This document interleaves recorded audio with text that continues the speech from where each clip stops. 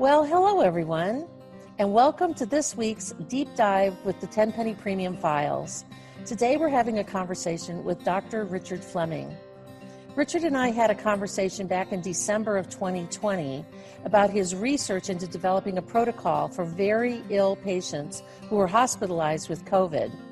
You can listen to that important information here in the Tenpenny Files or on disseminate.tv. But after that interview, I got a few comments and some feedback from some listeners that wasn't entirely favorable regarding Dr. Richard's past medical career and some things that he had been through. But knowing how the system works and what the system did, for example, to Dr. Andy Wakefield, and more recently what they are trying to do to Dr. Paul Thomas, I knew that something was probably not exactly right about what had made it into the public eye.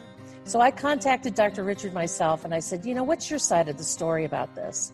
And what he told me was both fascinating, disturbing, and not entirely surprising. So I wanted to do a full interview with him so that the rest of you could hear the story of his truth, what he's been through, what he was up against, and what actually happened. And all he was really trying to do was to take the best care of his patients that he possibly could. So, Richard, we've got about an hour, a little bit more than an hour for you to tell your side of the story. But I'd like for you to begin with our members is to tell them a short version of your background, because we could take most of the whole hour hearing of all the things that you've done. I have read through most of your books, so I have a pretty good understanding about what we're going to talk about. But if you could give them a little bit of a background for those who don't know you, and then share with us your story, starting with how this whole fiasco began. Yes. Okay. Well, thank you first for the opportunity. I'm delighted to have an opportunity to talk about it. I think that's one of the ways in which you can tell whether somebody is really the good guy or the bad guy, is whether they want to talk about it or not. I mean, it's certainly not something I want to bring up at every conversational dinner party. But it is something that's important for people to know because it really kind of lays out what type of world that we live in. I grew up in the state of Iowa, basically what you probably would consider a farming community. I come from farm family. I come from people that are very ethical. I consider myself very ethical, which is part of how I got to where I ended up at. I was blessed to have some advanced education beginning in 7th grade, thanks to the JFK administration. And so I started my doctorate training in physics. My area of interest was particle, but it was physics. Even in 7th grade, and by the time we had completed 12th grade, we had also completed our doctorate level, and whatever we had, mine was physics. When I got into medical school, one of the first things our dean told us is that 90% of what we do in medicine is wrong. We just don't know what that is. And there's two aspects to that. Some of it is because we don't know any better. And some of it, as I have unfortunately found out in my life, is because they do know better, but it's not financially rewarding for the powers that be. And there's very vested interests.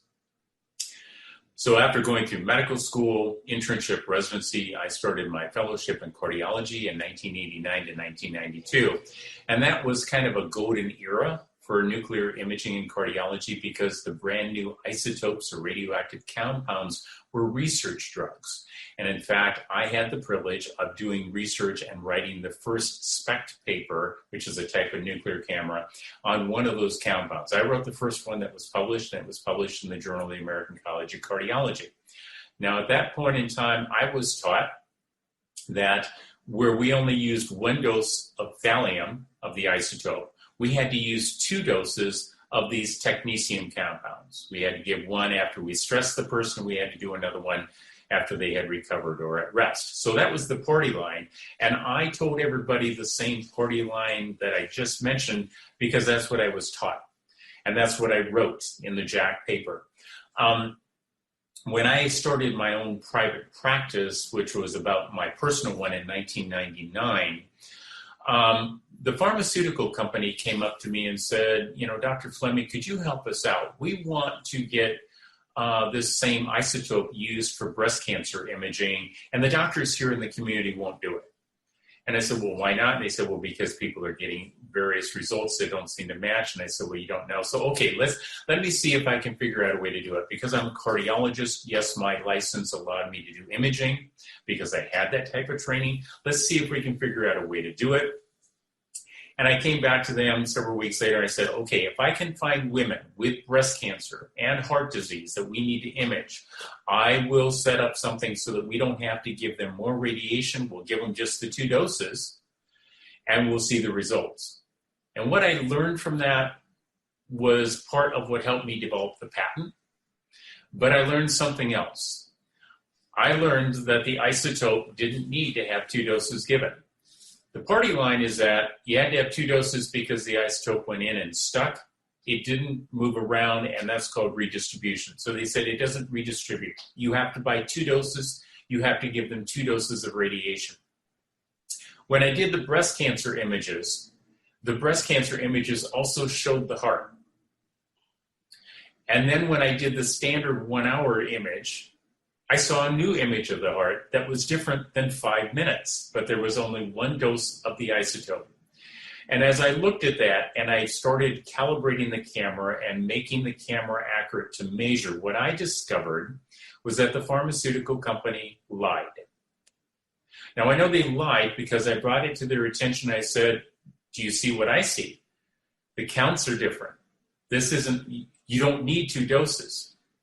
No. You have to give 2 doses.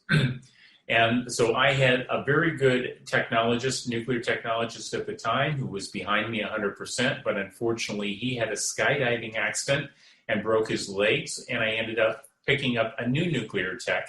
And she got in touch with people in the government to say, Dr. Fleming is billing wrong because he's only giving 1 dose of radiation and he's billing for 2 sets of studies. That was the primary case, billing fraud for billing incorrectly because I only used 1 dose of radiation, and she said I couldn't possibly get 2 different images. Now, I tried to get those images presented at trial to show that they were different. The public defender refused to do that. So wait, stop just a second. So the time sequence between the first and the second image was how long? Right. So initially what you would do if you wanted to do cardiac images, the way they showed it was you stressed them, gave an injection, and 1 hour later you would image the heart. And then you would wait for 4 hours and give them another injection and image the heart. But when I did the breast cancer imaging and combined it with the heart, I injected them right away after they got stressed, and I imaged the breast at 5 minutes.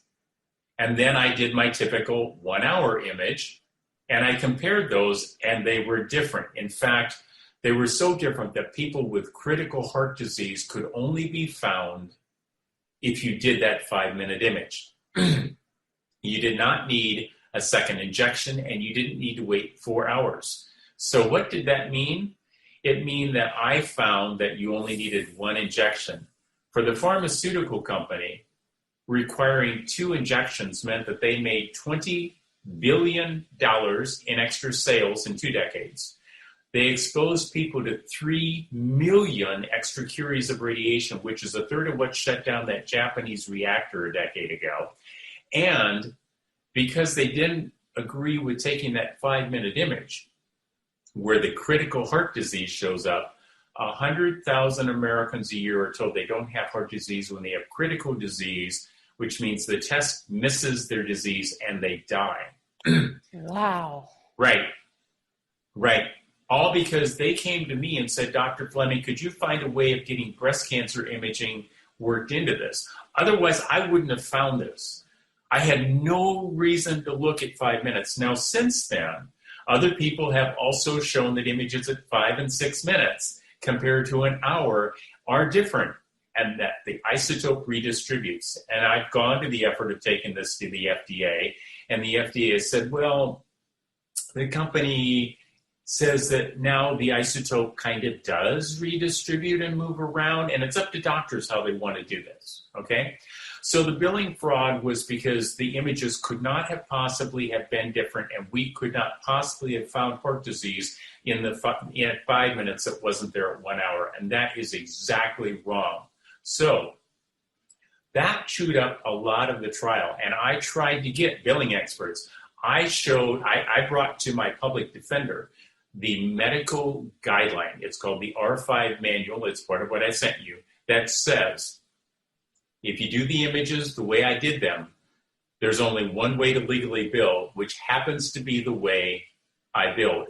It is also exactly what I said in the plea agreement, that I did these two sets of images and billed in this way, which is the way the federal government says you have to bill legally. And if you don't bill that way, then you're illegally billing.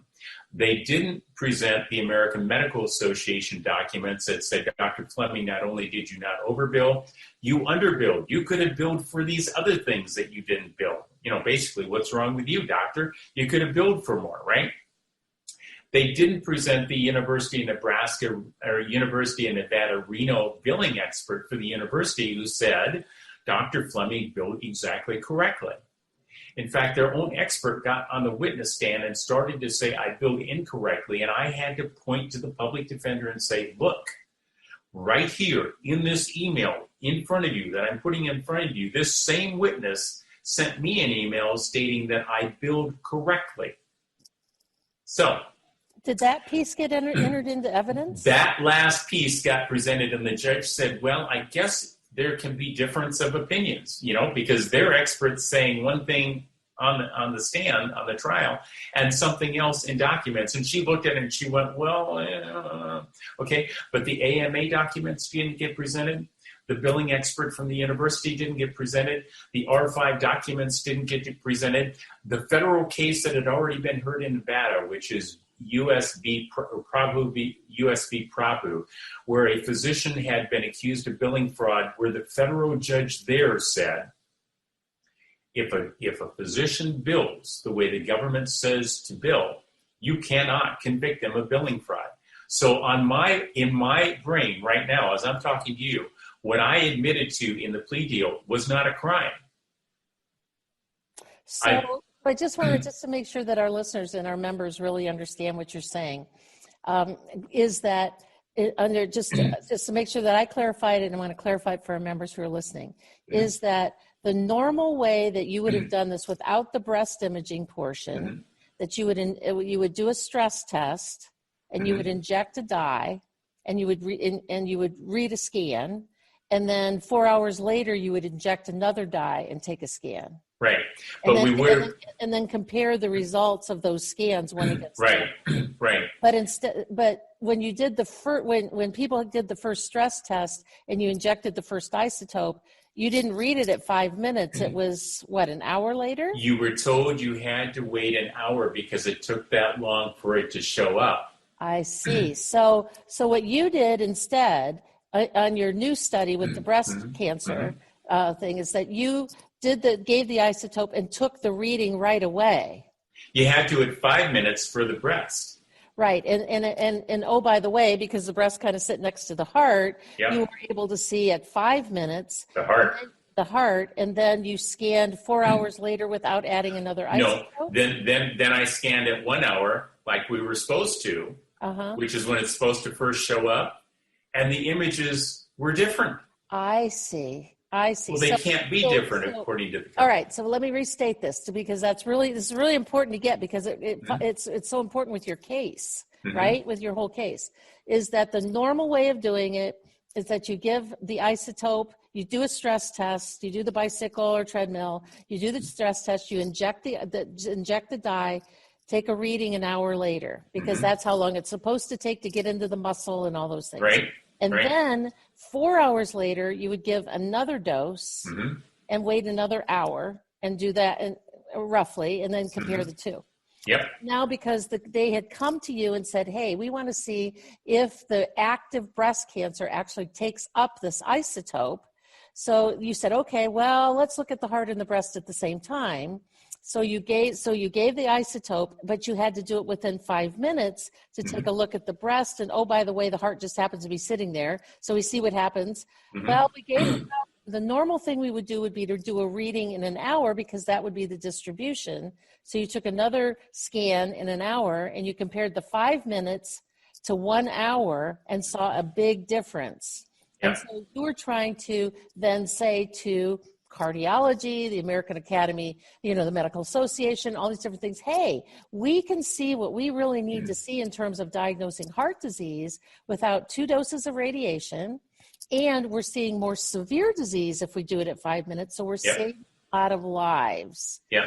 But instead of getting, the Nobel Prize for this, you got slapped with a fraudulent billing because you were instead of giving that second dose in 4 hours, you did the 2 readings on 1 dose, and some billing clerk somewhere said you were doing 2 readings on 1 dose, and so therefore that's fraud. Yeah, my nuclear tech.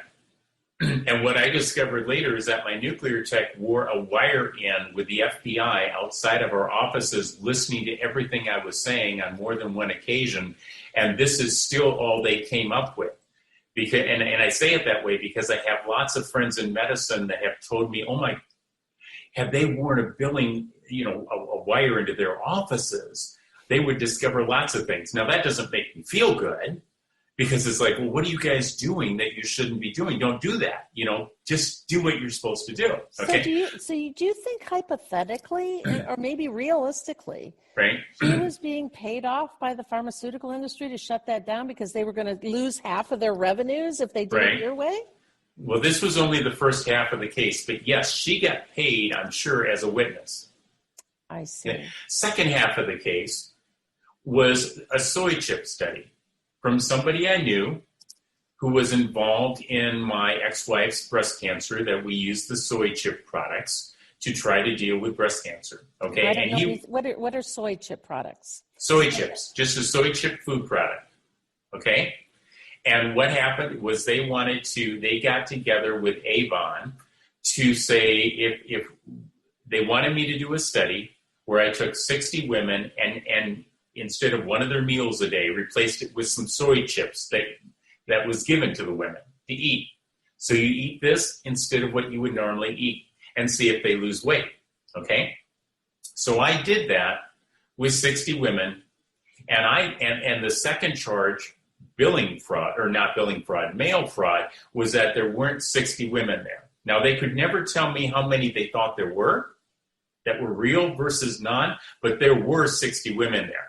And the public defender was determined to prove to me that I was guilty of that charge. And so he was not helping at all. And so I found a statistician at Iowa State University, Dr. Alicia Kirikwe, who's one of the best in the country, if not the world, and has shown that some of the FBI cases were incorrect.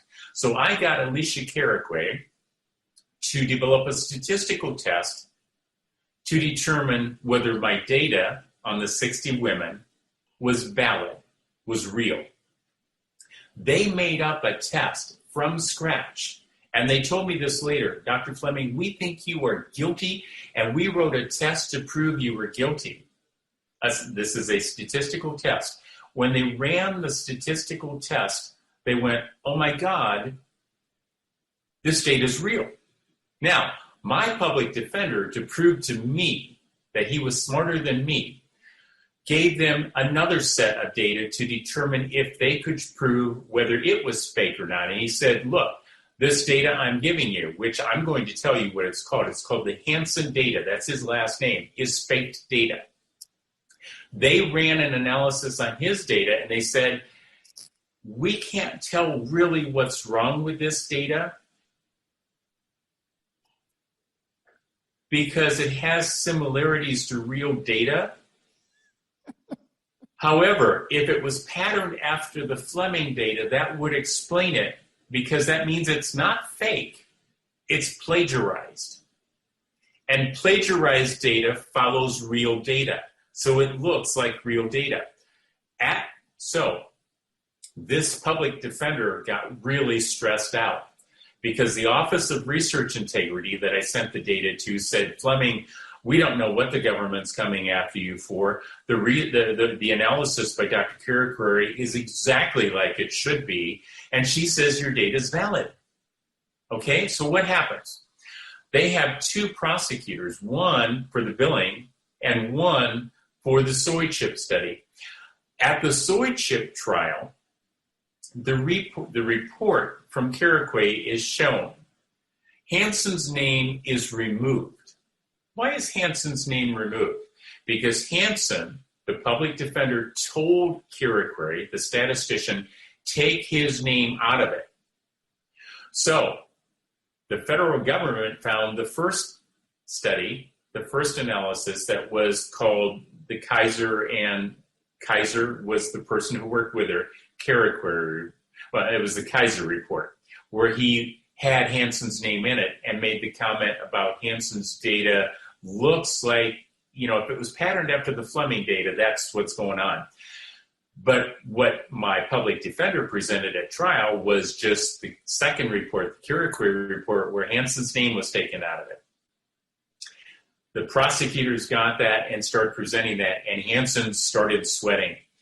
And the judge called a bench discussion where he decided that Carriquay was dishonest because she removed Hansen's name from the data. Remember, Hansen's the one who told her to. Hansen didn't admit that. And the judge says, well, they can't figure out that it's not valid. And Hansen said, well, that's the thing, Your Honor.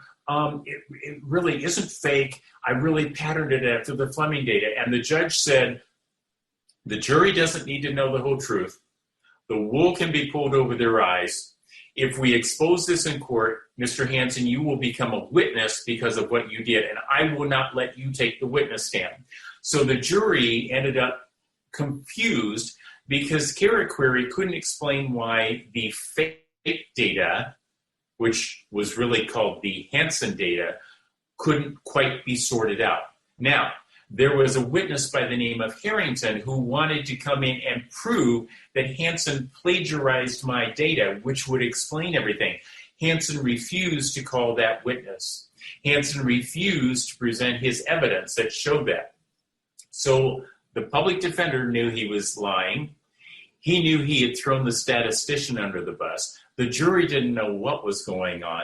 The judge had decided and said, and I've got the recording of it because I share it with people in one of my videos, the jury doesn't need to know the whole truth. The wool can be pulled over their eyes. The prosecutors knew that they were lying, and that's a violation not only of judicial ethics, it is a violation of attorney ethics, and for prosecutors, it is a violation of what's called the Brady rule, which is the federal case, Brady versus Maryland, that says if a prosecutor knows there is evidence of actual innocence, they are obligated to present that. They violated it. Now, this judge has done everything to block my going after him and exposing this. He has blocked my attempts to get the attorneys investigated by the state bar. He personally stopped it. He has blocked every step along the way of this. And then people want to know, well, Fleming, if you're innocent, why did you plead guilty? Okay, I did a plea. Here's why I did the plea. Well, before you do that, because I feel like I'm a little confused about what the charge was. Me too. At the beginning, I mean, something about the number of people in the study. Right, they said that there really weren't 60 people in the study. Right. And what was the actual outcome of the study? The people, 59 of the women lost weight, one gained weight. And they were trying to say, but wasn't that what they wanted to see? That they lost weight? but see, those people, what happened is that the FBI turned around and went into my secretary who did the billing. Okay? And they said, Miss Terrasio, we want a case on Dr. Fleming. And why? Do you have any idea why they were coming after you out of a weight loss study? I mean, that seems like. Well, they were coming after me originally because of the nuclear imaging stuff. And that wasn't working, so they had to find something else? Right. And so what they did is they said, Miss Terrasio, because I walked into the office one day, and when I walked in the office, Vicki was standing at her desk with the telephone, and she looked white as a ghost. And I said, Vicki, what's going on? And she said, that was the FBI. I went, really? She said, they said I'm either supposed to find something on you or they're going to go back after my husband who's been in prison but is now out of prison, and they're going to put him back in prison. This was your secretary? Yep. So my secretary said she didn't see. They couldn't find anything on the billing study, so they had to come up with something else. Yeah, and I let them come into my office to copy all the medical records that they wanted. I gave them I shut my practice down. I gave them a day. I gave them my photocopier. Okay, photocopy. Wow. Okay. So Vicki said she didn't see 60 people. Now, I had evidence that Vicki wasn't working for me full-time at that time. I had payroll stubs showing she didn't work for me full-time at that time. Would the public defender present that? No, he didn't present that, showing that you can't trust this woman when she says she didn't see 60. Of course she didn't see 60. She was only there half-time. Wow. Yeah. So my plea was that I did the study the way I did it. I did a planar and a spec, and I built a 78465, which is exactly what the federal code said I had to build.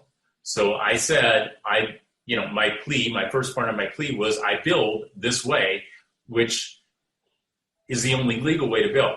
And then I said there weren't 60 people in the soy chip, in the envelope that I sent off to the soy chip company, and there weren't. There were more, but only 60 that were complete. Now, why did I do that? Because I was going through a divorce, or had gone through a divorce, and my youngest son was being abused and was ending up in the emergency room with head injuries, and he wanted to come live with me. And the only way that was going to happen was if Dr. Fleming said, I'm pleading to something. And they don't even care whether it's a crime, because the billing, what I said about the billing was the only legal way to bill. And I never said I made up any soy chip data. I simply said there weren't 60 in the package I sent. True. I mean, I will tell you, I feel kind of, there's that part of me, but that was the best I could come up with to put a statement in there that would make them happy, because there were more than 60, but I didn't say that because they wouldn't have been happy with that. Okay. So they said you didn't just send 60, and you said that's right, because, asterisk footnote, there was actually more than 60. Yeah, and what I pointed out to the public defender is that had they submitted for the weight of the package, they would have known by the weight of the package that it had to have more than 60 in it. He wouldn't present that. So between the public defender not presenting things, the prosecutors hiding evidence in violation of the Brady rule, and the judge deciding that the jury didn't need to know the truth and the wool could be pulled over their eyes, I got, screwed. All because I started off by going, wait a minute, you don't need to give 2 doses of this isotope.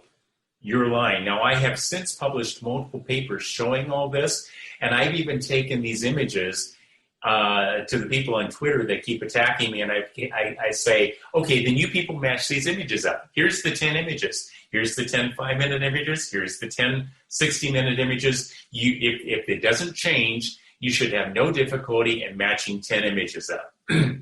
I took these same 10 images a year and a half, 2 years ago, to the nuclear medicine technology conferences and asked nuclear medicine technologists who spend their life doing nuclear imaging studies and comparing them. One person got 3 of them right. Wow. Most of the people got 1 or none because you can't match images that change. Right. And exactly. if they change, it means they redistribute. And if they redistribute, it means you only need 1 dose. And this pharmaceutical company has lied through its teeth and continues to lie through its teeth. So people their heart disease is being missed because the images are being done too late. They're being double radiated. They are being billed for double radiation. And these people are laughing all the way to the bank. And the FDA has kind of said, well, now, and it's now owned by Lantheus Pharmaceuticals. Now, Lantheus says, well, okay, it redistributes some, but we don't know what that means. Well, I'll tell you what it means, folks. There's tons of papers showing what it means. Now, Had it not been for all of that, I would not have started being inquisitive and going, wait a minute, something's wrong. Are these images right?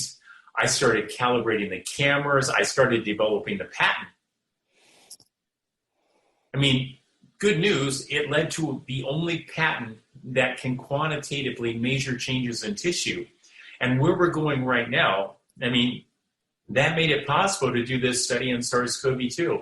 So trying to look at the golden part of the cloud, okay? I mean, I'm just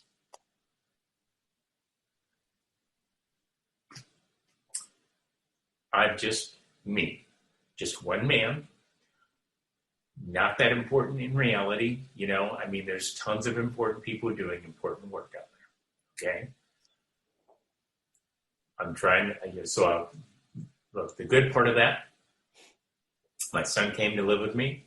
He stopped being abused. I have continued to fight back.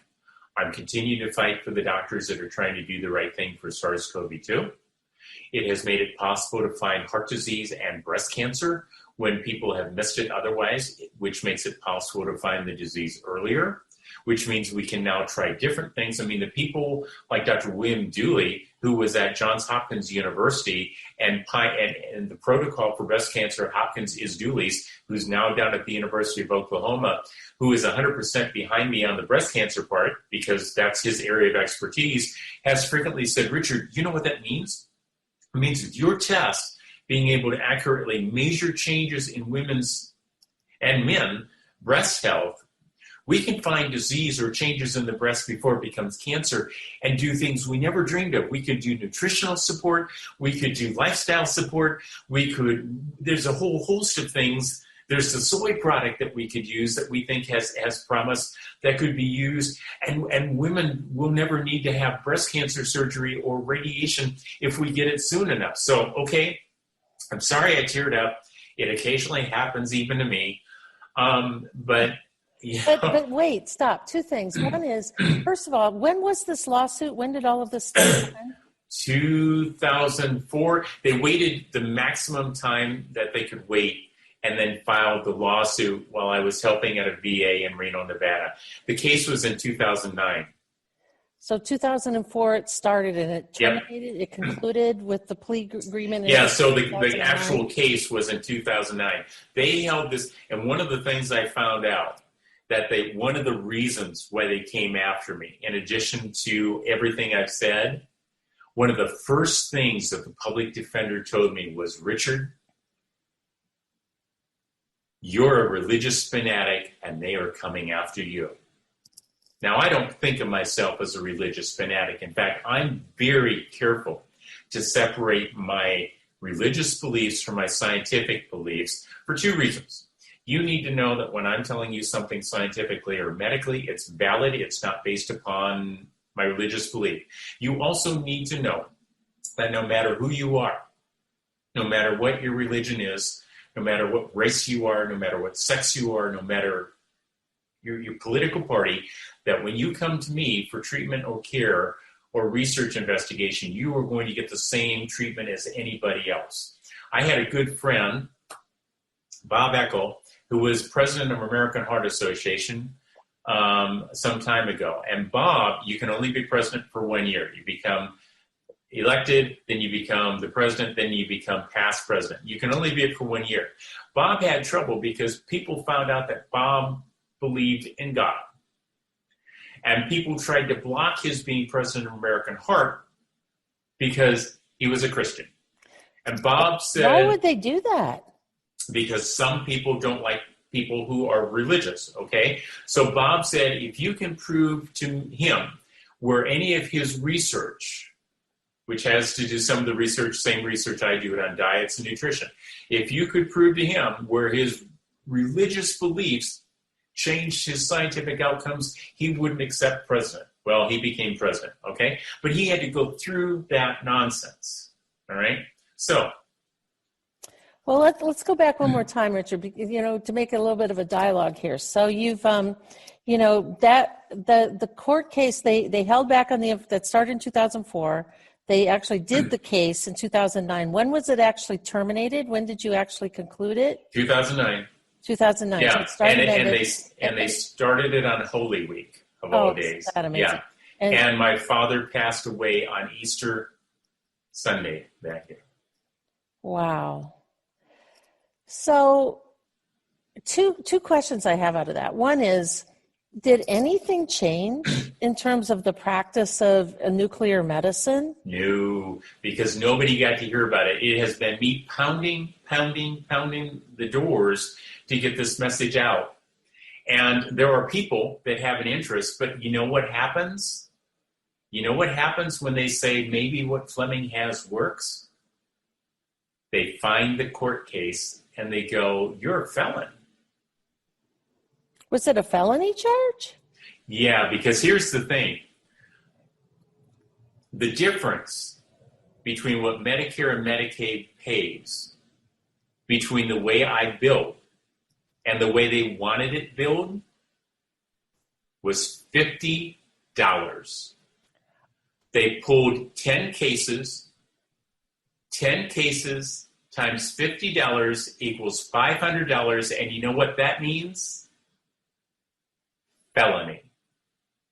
499 is misdemeanor. Oh, wow.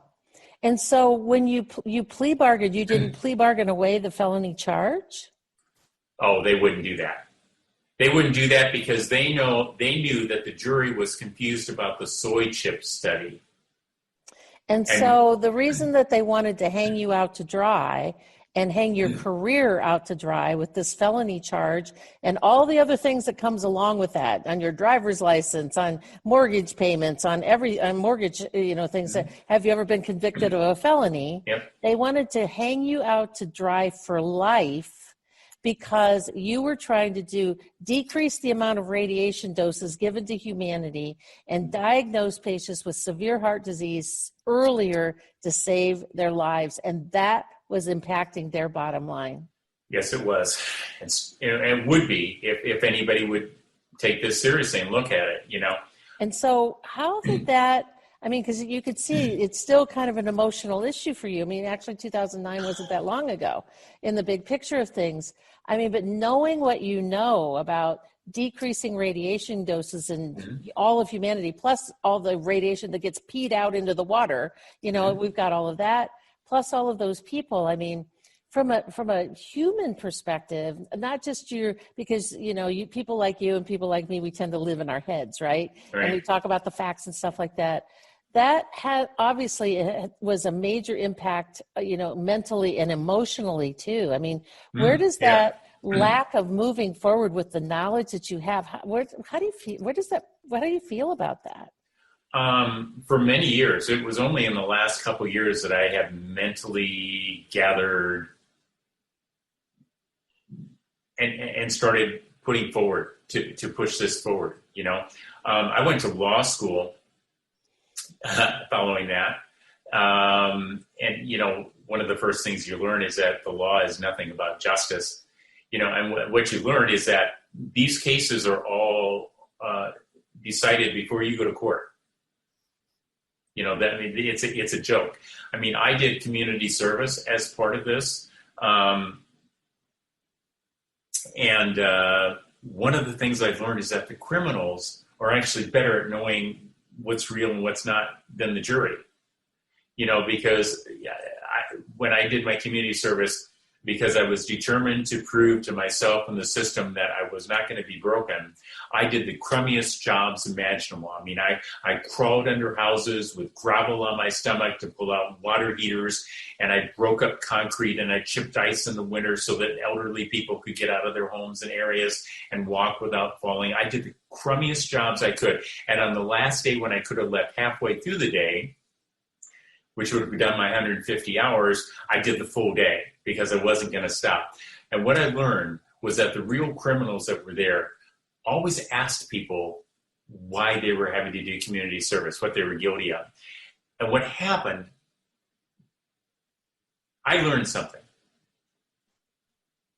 When I would tell these criminals, these real criminals, drug dealers, people that had robbed folks, serious crimes, what had gone on, they looked at me and they would go, yeah, we can tell you didn't do anything wrong. You're not a criminal. And then I would listen to them do it with other people. And they would stop them and go, look, just quit lying to us. We know you did it. We know. And so it's like the reality was these people know the difference between people that really do crimes and don't. And I've kind of teased people at times and said, we can just gut the justice system we have. You just take away the 12 peers because, let's be honest, I didn't have 12 peers. They did everything. They select to make sure you don't get real 12 peers. Anybody who might go, wait a minute, no. This does not sound right. This sounds like you people are hiding stuff. Or, this is the way you would bill. In fact, there was a veterinarian who, when they asked her up front, she said, yeah, I know about billing. I know all about billing. She was one of the first people the government said, no, she can't be a juror. It's like, yeah, because she would know what's going on, and she would tell the other people in the jury what you don't want them to know. So, yeah, the criminals really, and just put 3 criminals in the jury box, and we could just shorten the cases dramatically, because after you present for about 3 or 4 minutes, these people, they know what's going on. They don't buy into the lies, and it's like, wow, we could, anyway. So, yeah. So what does that leave you with emotionally? I mean, in terms of feeling like, I've got all of this information that can make such a difference for humanity, and yet they've like stuffed a sock in my mouth. I mean, that's got to I know it would weigh on me. I would probably go through all the phases of the Elizabeth Kubler-Ross, processing a death, right? Mm-hmm. You go through anger and then bargaining and, all this other stuff before you get to acceptance. But I would probably spend a lot of time being combined somewhere between angry and sad. Yeah. If I allow it, I could show you an anger that you don't want to see. Okay? But that won't help. Okay? Now, I guess that's where I am a religious fanatic. Okay?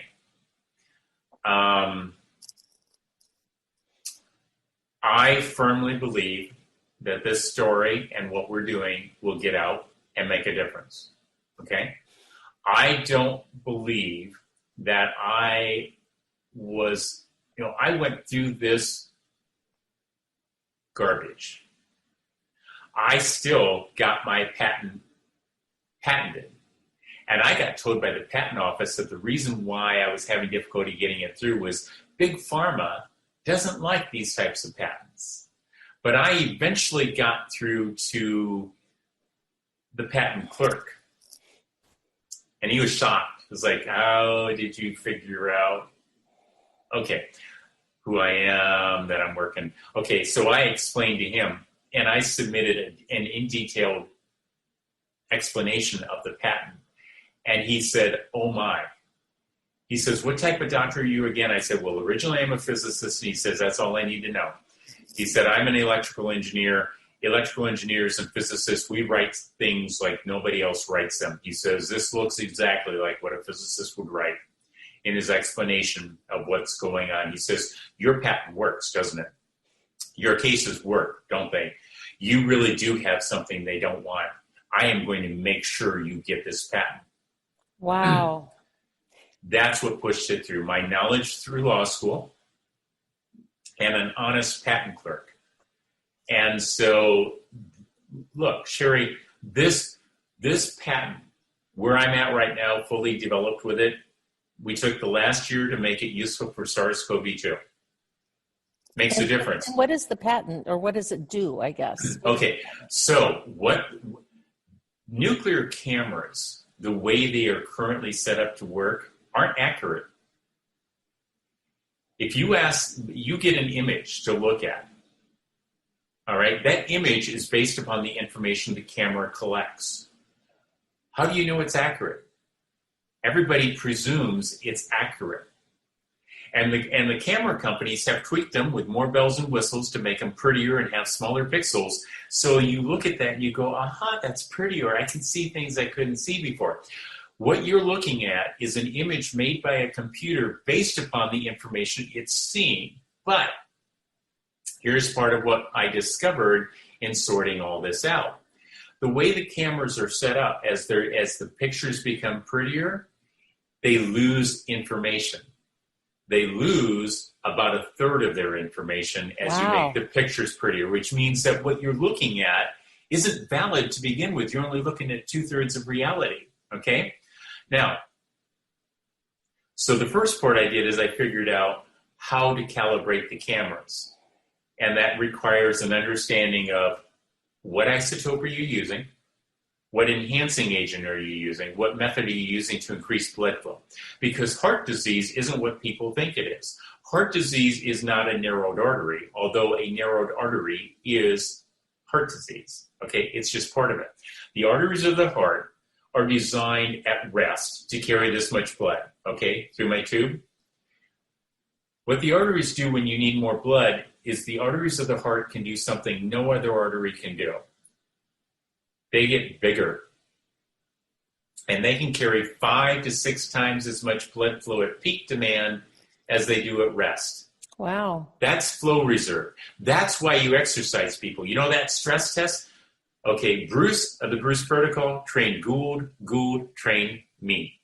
Oh, wow. I've written papers on stress tests. Why did we do stress tests? Because most of the people that we think of as dying from a heart attack are exercising. But we also know that some people have what's called Prinzmetal's angina or rest angina or variant angina, 3 names for the same thing, that occurs after they're resting. So, and this doctor, the criminal, has presented at American College of Cardiology conferences the following. We took people, once I had calibrated the cameras, who were laying on a table, comfortable, no chest pain, and we gave them drugs to enhance their blood flow, what I call enhancing agents. The arteries relax and carry more blood flow. That shouldn't cause chest pain, right? You're still laying there, not exercising, you get more blood flow. That doesn't produce angina or chest pain. But now somebody has coronary artery disease. And that is my theory from 1994, that what causes heart disease is inflammation of the walls of the arteries. That's the Fleming inflammation theory of cardiovascular disease. It's the same theory that I explained high blood pressure and cancer and diabetes with, and SARS-CoV-2, because viruses are part of what do that. That's how I knew I was on target. So you take an artery, and in the wall of the artery is where the disease occurs. That's why it's called coronary artery disease, not coronary lumen disease. It's coronary artery disease, the wall. So you take 2 arteries, and this one is the normal artery, and you say relax with the drugs, and it does this. Bigger, right? Take the diseased artery and say relax, and it does this. Not as much. What happens? Both of those arteries are getting more blood flow. The person isn't doing any more work. They're laying on the table. They're comfortable. And what happens to them? They get chest pain. It's not a decreased blood flow. It's because the blood flow is different in the different regions of the heart. The diseased artery can't relax as much as the normal artery can. Heart disease is inflammation built up in the walls that impairs the ability of the walls to relax equally. What do our medicines do? Nitroglycerin, beta blockers, those drugs, they relax that diseased artery so it can relax more. What does bypass operation do? It shares good blood flow to bad blood flow areas so it equalizes the blood flow so there's no regional blood flow differences. What does laser therapy do? It drills holes to cause new blood vessels to grow, collaterals or neovascularization to share the blood flow. So why does the chest pain go away? The disease doesn't improve in the diseased artery. It's just that there's no discrepancy or regional blood flow differences because the good one is now sharing with the diseased one. Angina is regional blood flow differences. So what does FMTVDM, my patent, do? It takes a person with whatever camera, we give them a drug that relaxes blood vessels. So wherever there's a blood vessel, we relax it. That increases blood flow. Then we give the isotope. Where does it go? It follows the blood flow. And the isotopes we use get taken up by more metabolically active tissue. So what's more metabolically active than normal? Well, it's a heart that's stressed. That carries more blood flow. It's cancer, because cancers are more metabolically active and they've grown new blood vessels to themselves so they can eat and nourish and grow. And it's infection and inflammation like SARS-CoV-2, because the white blood cells come in, there's increased blood flow, there's increased metabolic function as the white blood cells are attacking the virus and trying to kill it. You can measure those differences in absolute values once the camera is correctly calibrated. And once it's calibrated, it doesn't matter what that pretty picture looks like. It's the measurements that the camera can tell you using FMTVDM. So it's no longer a guess of I think I see, I don't think I see. It is a matter of what is the regional blood flow and metabolism to the area. And that goes up as you go from dead tissue where there's none, to normal tissue, to inflammation, to infection, to cancers. Now, I wish I could say I was the first one who figured that out, but Gomhurst and Laird about 50 to 75 years ago proposed that would happen for cancer. I just happen to, in the last few years, have done the research to show that that sigmoid curve follows. So all of the things that they have done, all of the beating down of me that they have done, all of the damage that they've done, I have recovered because I have continued to believe that I will be justified in the end, if not in the courts, then by society itself. And you're not the first one to mention the Nobel Prize. The Nobel Prize for the theory and the Nobel Prize for the patent. I've heard this multiple times from people as they've looked at it. But the patent was used without cost for this study, because it is not, when we have a pandemic killing 1.6 million people because of the inflammation and blood clotting that has occurred that has not been treated, I have an obligation to make that patented test available without cost. Is it available now? It can be licensed now. Yes, it's available for license now. I've gone away from being generous and just giving it to everybody. In fact, some of the people said, well, now you're just trying to make money. It's like, no. At this point in time, what I'm trying to do is to get you to recognize the 3 treatments so that people's lives can be saved. After this is said and done, then we'll figure out the dynamics of licensing my patent. But you know what is in the license agreement on this patent? A cap. A cap for how much can be charged for the use of this patent for a test for a patient. Now, that's nice. The cap for the heart test, you can get this same test, not quantifying it and using the 2 injection approach, which is going to miss things, for about $5,000. The cap on this license is $500. Wow.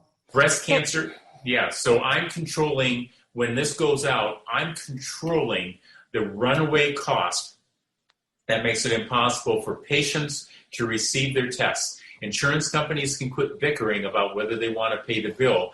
They will pay less under the license cap that I have than they would if they went through all the bickering with doctors. So instead of telling patients you have to pay the doctor something, instead of the insurance company playing games with doctors, they simply are going to get a bill. They're going to pay the $350 or the $500, depending upon which test they do. They're going to save money because it's less than they would have negotiated for it anyway. And doctors won't have to wait, and patients won't have to be stressed and worry about whether they're going to lose their homes to the hospital or due to bills. So, Richard, what you've just gone through here, and we're going to be wrapping it up here in the next few minutes, right, is the ultimate taking lemons and making lemonade. I mean, that these people came after you because you were taking all this money out of their pocket, and you were trying to do good things for your patients. Like I said initially when we started, you were trying to decrease the the exposure to radiation. You're trying to diagnose their disease problems earlier so they could get treatment. And they couldn't find anything fraudulent along that, so they had to come up with some fraudulent data issue with a weight loss study. Right. And then you, because of things in your family, you copped and plead out. You still had this felony hanging over your head, which is there for life. It's like bubble gum on your shoe. But instead of just kind of going, well, I guess they won, I mean, you proceeded ahead and said, I'm still going to use this brain that God gifted me. I'm still going to use all the education that I've accumulated, both in textbooks and schools and also just clinical stuff, that's just life education. And I'm going to proceed to make something of great value for humanity in spite of all of these people. And got this patent to go through because somebody was there, your angel in the patent department said, I'm going to make this happen. And so you're at the point of releasing this back to humanity in spite of all of them. And what an amazing story that is. What a great, great inspirational story that is to everybody that, you know, all of us in our own ways have gone through crap. You know, it may not be nearly to the level of what, you know, you've experienced, but, you know, we've all had stuff. And some people have even had more. I mean, people that have lost limbs and, you know, all different things that have happened. But we all have choices in those losses. We all have choices to just buckle in and fold down and be defeated and get negative and curl up in your hole. But when we realize that this is Earth School, we're spiritual beings here having a physical experience. And part of that, what Earth School is all about is really lessons. And I've long been a believer that, you know, you come down, there's this distinction between free choice and predestination. Mm-hmm. And I kind of think that you can have both. I think there can be an element of predestination that when you incarnated under this planet, you had a spark of something that you were coming here to do. And then the free choice is whether or not you're going to do it and the choice of how you're going to respond if things don't go so well. Right. And all of us have episodes in our life of things that didn't go so well. And we can make a choice on what we're going to do with that. And your story, and I'm so grateful that we could put this out there because it shows the resilience of the human spirit. It shows the brilliance of your mind, your compassion of what you want to do for humanity and your patients to move forward. And that you're just not going to let the bastards get you down, sort of thing. And you exposed all this stuff, and I'm sure that it's going to continue. And so many of these really great stories actually get told kind of after the fact. They kind of get after. Did you go away? Are you still there? I'm still here, but I see my picture dropped. I don't know what happened. Suddenly I don't know what happened. Hold that thought. I see something here. It says start video. It's I'm not sure what it's doing. Sorry. I don't know what it's doing either. Let me see. Let's see. Well, I've got my name up there. It's just not. Why is this? The powers that be still don't want to get this story. You know? Well, maybe it's that the story's gotten there. So, gosh darn it! Start video. Unmute. Okay. Uh-huh. And it's not restarting. Well, if you keep fiddling with that, I'll keep fiddling with saying what I'm saying as we're wrapping up here is that, you know, this is just an inspirational story that everybody, I hope, that's listening to this, all of our members, all of our free people that are part of the Tenpenny Files, when you see bits and pieces of this, that you will take to heart and put it into your own context. I mean, this has been a tough year and a tough going forward with so many people. And we've all had our experiences in the distant past, in the recent past, and some things that we're going to be coming up against. And so I think that taking your story, Richard, and what you've been able to do and what you're going to continue to do ongoing is just a great inspiration for all of us. I'm so grateful that, you know, I reached out and you said, yes, I want to tell everybody what has happened and what this whole thing is about, because it's more than just the patent issue. It's more than just, you know, irrationally and inappropriately named you a felon over $1, essentially, $4.99 versus $500, and did all of these different things that have happened. And I'm so grateful that you're part of our community here and the stuff that you're actually doing, and to be able to share this and get this out to the world, because I think it's a really inspirational and important story. Well, I appreciate that.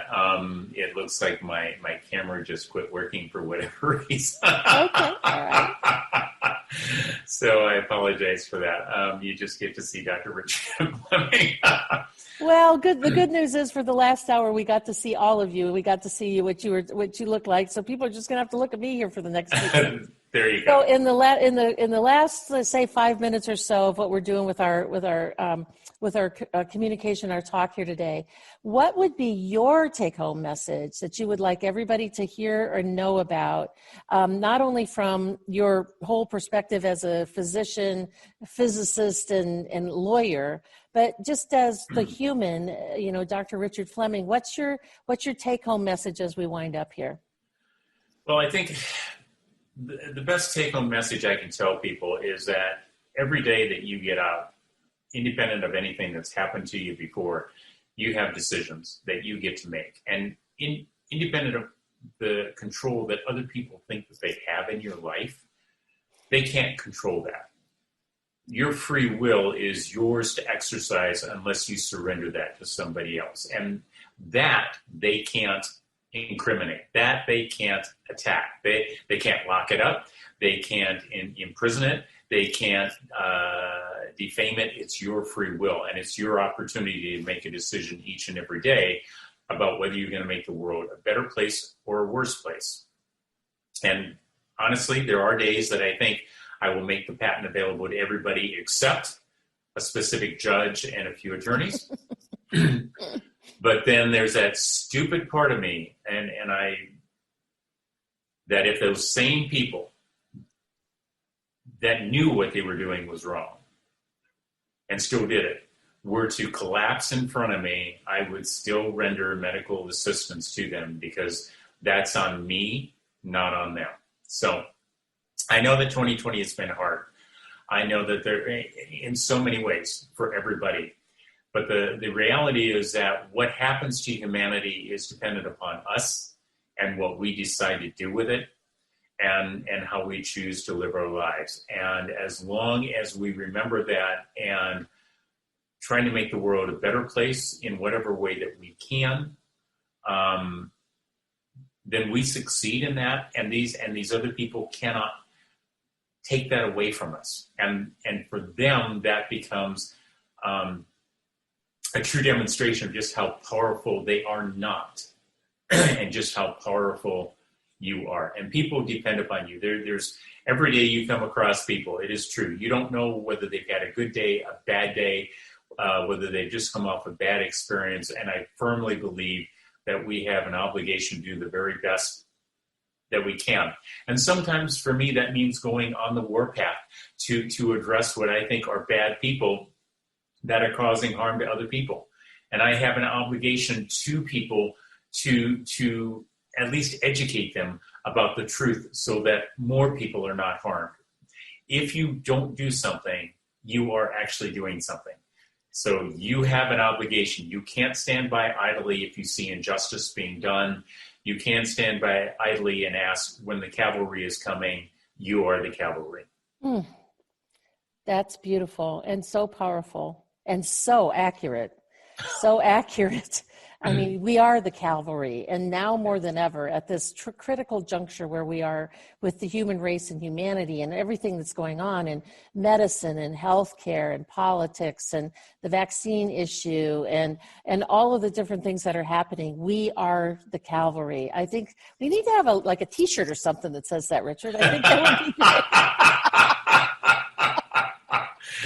Oh, I'll let you come up with that. All right. Well, on that happy note, I think this was a great interview. Thank you so much for doing this for our members here today and all the things and everything that we've talked about. I thank everybody for being here.